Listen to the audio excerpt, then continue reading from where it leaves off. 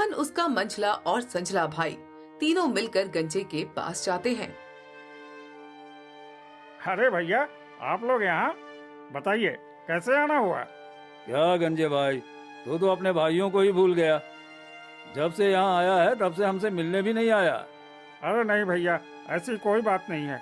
बस काम ज्यादा होने के कारण और दूर होने के कारण मैं नहीं आ पाता। दे गंजे भाई, हमें लगा कि हमने तेरी बकरी मार दी है, शायद इसलिए तुम हमसे बात नहीं करता। पर विश्वास मान भाई, हमें लगा वो किसी और की बकरी है, इसलिए हमने उसे मार डाला। अगर पता होता कि वो बकरी हमारे गंजे भाई की है तो हम उसे कभी नहीं मारते। चलिए जाने दीजिए ना भैया, जो हुआ सो हुआ। अच्छा ठीक है, छोड़ उस बात को। अच्छा भाई, ये बता कि तेरे पास इतनी दौलत आई कहाँ से? भाई, आपने मुझे एक बकरी दी थी, वो भी लंगड़ी, और उसने तुमने मार भी दिया था। इसलिए मैंने उसकी खाल उतारी और बाजार में बेच आया। अब आपको तो पता है कि बकरी की खाल आजकल बाजार में कितनी महंगी बिक रही है। जितना मुंह से आप खाल की कीमत मांगोगे उससे कहीं ज्यादा मिलेगी। अच्छा, ये बात है। ठीक है, अभी हम चलते हैं, फिर बाद में आते हैं। ठीक है भैया। क्या बात है भैया, उस एक लंगड़ी बकरी की खाल बेचकर तो ये गंजा लखपति बन गया। हाँ हाँ, सही कहा तुमने। अरे हमारे पास तो कई सारी बकरियां हैं। सोचो, उन सभी की खाल जब हम बाजार में बेचेंगे और मुंह मांगी रकम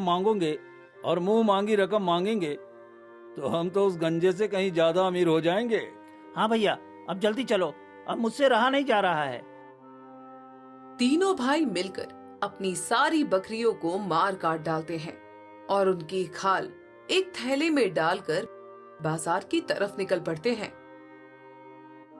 भैया, यहीं लगा लेते हैं हम अपनी दुकान। प्रमोद और सुशील दोनों भाई अपने थैले से वो खाल निकालते हैं और जोर जोर से आवाजें लगाने लगते हैं। ले लो ताजी ताजी खाल बकरी की, अच्छी अच्छी नस्ल की खालें हैं, इनकी खालें कहीं नहीं मिलेंगी। आओ जल्दी आओ, ले लो ताजी खाल बकरी की। छी छी छी छी छी, सारी बाजार इन बकरियों की खालों की बदबू से गंदी कर रखी है। अरे कैसे कैसे बेवकूफ लोग हैं यहाँ। हाँ भाई साहब, आप सही कह रहे हैं। भला मरी हुई बकरियों की खाल को कौन लेता है? उठाओ इन पागल लोगों को यहाँ से। बाजार के सारे लोग उस बदबू से परेशान हो जाते हैं और डंडा लेकर उन दोनों के पीछे पड़ जाते हैं, जिससे वे दोनों अपनी अपनी जान बचाकर किसी तरह वहाँ से भाग जाते हैं।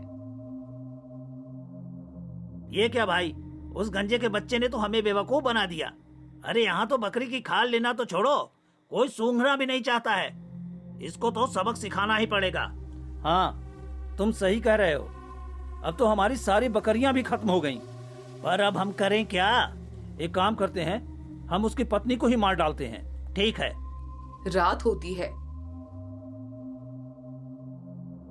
और दोनों भाई गंजे के घर जाते हैं। अरे भैया, लगता है गंजा घर पर नहीं है। अरे ये तो अच्छी बात है, अब हम उसकी पत्नी को और अच्छे से मार पाएंगे। दोनों भाई कमरे के अंदर जाते हैं जहां गंजे की पत्नी सो रही होती है। वे दोनों गंजे की पत्नी का गला दबाकर उसे मार डालते हैं। लगता है ये अब मर चुकी है। चलो अब हम यहाँ से चलते हैं। कुछ देर बाद गंजा अपने घर आता है।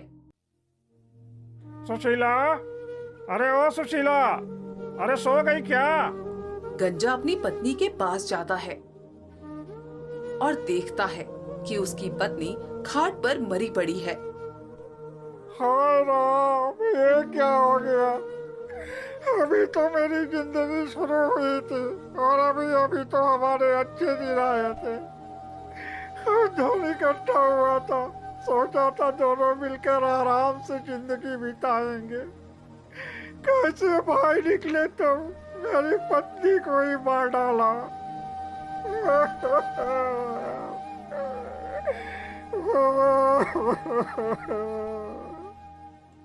गंजा बहुत रोता है। अब मैं क्या करूं?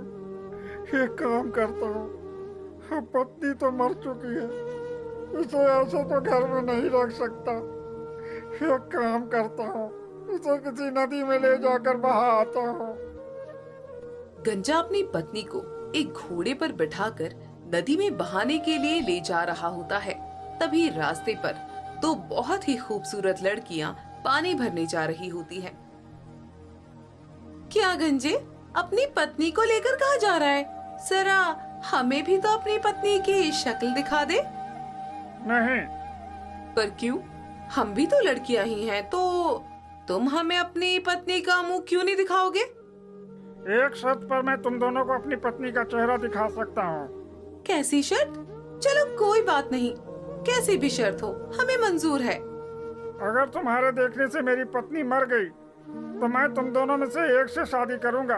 क्या तुम राजी हो? ये कैसा पागलपन है? भला किसी के देखने से कोई कैसे मर सकता है? हाँ बहन, ये तो पागल है। चलो इस गंजे की पत्नी का घूंघट उठाकर देखते हैं। दोनों लड़कियां गंजे की पत्नी का घूंघट उठा देती हैं। जैसे ही वो घूंघट उठाती हैं, गंजे की पत्नी को मरा पाती हैं। हाय राम, हाय राम, मेरी पत्नी मर गई, मेरी पत्नी मर गई। अब मेरे लिए रोटी कौन बनाएगा? मेरा घर कौन संभालेगा? ये तो अनर्थ हो गया, अनर्थ हो गया। मैंने पहले ही बोला था तुमको कि तुम उसे मत देखो, ये मर जाएगी। किसी बहन ने बोला था कि मैं अपनी पत्नी का चेहरा छुपा कर रखूं और अगर उसकी शक्ल किसी को ना दिखाऊं, पर तुम लोग नहीं मानी। अरे अरे, तुम ऐसे रो रो कर शोर मत मचाओ, कोई देखेगा तो क्या कहेगा। तुम एक काम करो, तुम्हें हम दोनों में से जो भी पसंद हो उससे शादी कर लो। ठीक है, फिर मुझे तुमसे ही शादी करनी है। ठीक है, तो फिर तुम इसे जल्दी से जाकर नदी में बहाओ, तो मैं तुम्हारे साथ चलती हूँ। गंजा जल्दी से अपनी पत्नी को नदी में बहा आता है और वापस आकर उस लड़की को अपने घर ले जाता है। कुछ दिन बीतते हैं। मैं ये क्या सुन रहा हूँ? क्या भैया, मैंने सुना है कि गंजा बड़ी ही खूबसूरत पत्नी लेकर आया है।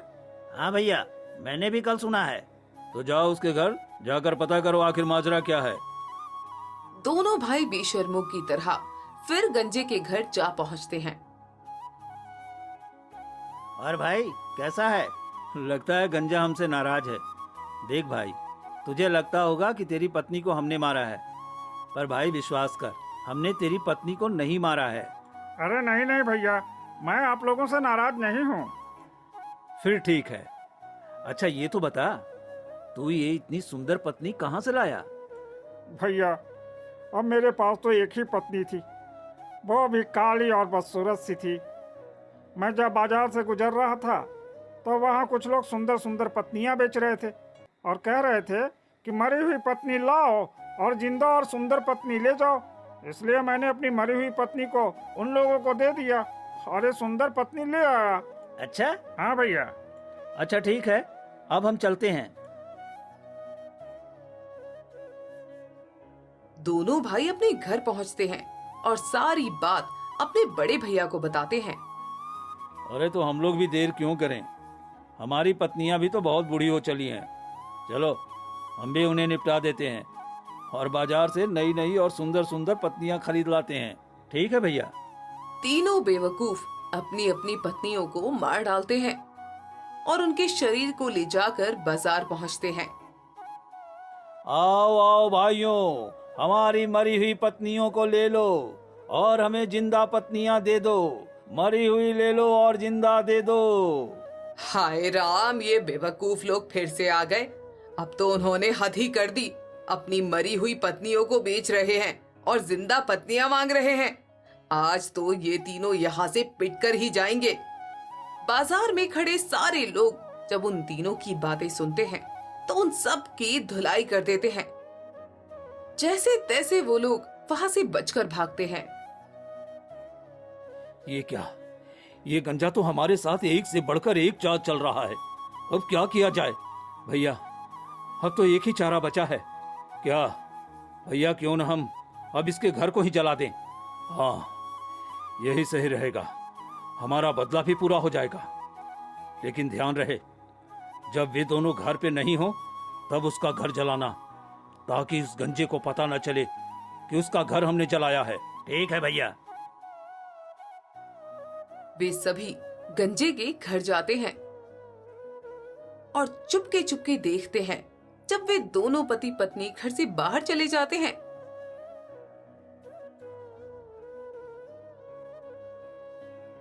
तब वे तीनों मिलकर गंजे के घर में आग लगा देते हैं, जिससे उसका घर जलकर खाक हो जाता है। कुछ देर में गंजा और उसकी पत्नी आते हैं। हे राम, ये क्या हुआ? मेरा सारा घर जला दिया उन हरामखोरों ने। पहले मेरी बकरी, फिर मेरी पत्नी, अब मेरा घर। तो मैं क्या करूं? गंजा अपनी पत्नी से कहता है, सुनो, तुम यहीं रुकना, मैं ये घर की सारी राख नदी में बहा कर आता हूँ। गंजा घर की सारी राख घोड़े पर लादता है और उसे लेकर नदी की ओर निकल पड़ता है। रास्ते में इसे एक सेठ और सेठानी मिलते हैं। अरे भाई, कहाँ जा रहे हो?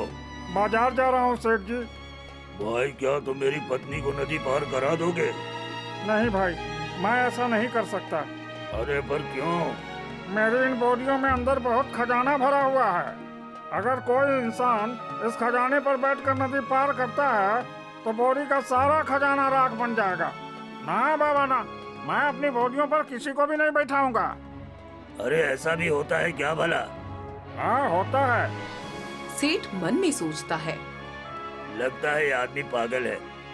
अच्छा भाई सुनो, अगर ऐसा हुआ, अगर इन बोरियों में भरा हुआ सोना मेरी पत्नी के बैठने से राख हो जाएगा तो मैं तुम्हें 2 बोरी भर के सोना दूंगा, पर पहले तुम मेरी पत्नी को नदी पार करवा दो। हाँ ठीक है, ये बात पक्की है ना?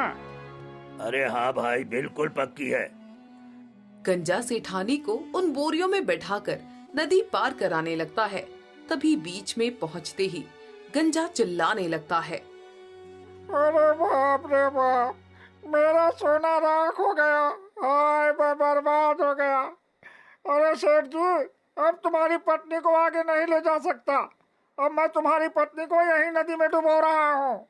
अरे अरे नहीं भाई, ऐसा मत करना। तुम मेरी पत्नी को सही सलामत पार पहुंचा दो, मैं तुम्हें 2 बोरी भरकर सोना दूंगा। अरे तुम उसकी फिक्र मत करो।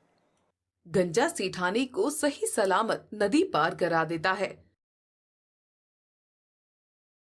और सेठ के साथ उसके घर जाता है, जहां सेठ उसे 2 बोरी भर भर कर सोना देता है, जिसे गंजा अपने घर ले जाता है।